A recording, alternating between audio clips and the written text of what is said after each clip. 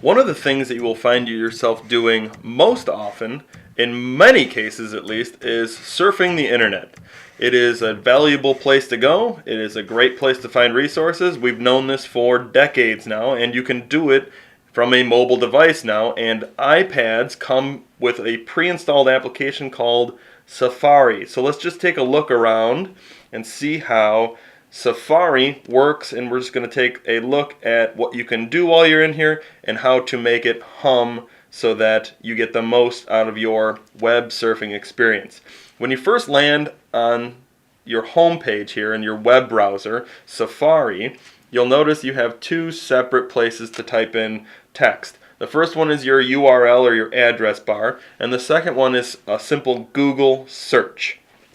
Underneath those two text entry options, you're going to find a bar down here possibly that is responsible for your tabs. And right now, because I only have one tab, it looks like one giant bar, but way over here on the right, tucked away, is a little plus symbol, so that if I want to go to a new web page but not lose this web page, my WLC iPad education web page, I simply hit that plus button, and now I have my WLC iPad tab over here, but I get to type in and look for something new. I'll just go ahead and go to trucks on Wikipedia here.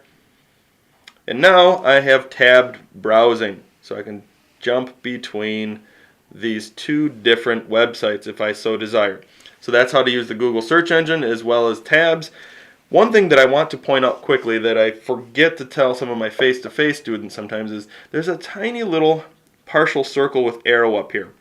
That means that you can refresh something. So for instance, if I'm on the iPad web page and I just typed in my blog and I hit save or send and it doesn't seem like it's appearing on the page, if I hit the refresh button, that usually reloads the page, and all of a sudden what used to not be there may now be evident or visible. So that refresh button is very, very valuable. It reinstalls or reloads that web page for you.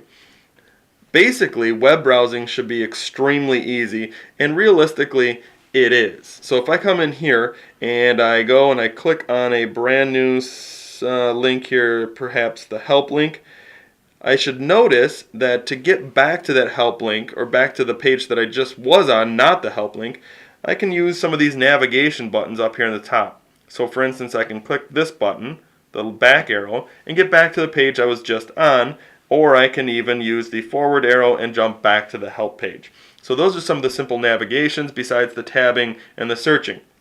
You'll also notice up here at the very top, you have a tiny book, and you have the icon that I call the I can do something with this, or I can do more with this icon. Let's jump and take a look at the bookmark first. Any good or avid browser will begin to bookmark things or save things for later use. And if you have this synced up with iCloud, your bookmarks will follow you to your iPhone. They will even follow you to your Mac Safari installation of web browsing on your laptop or home computer.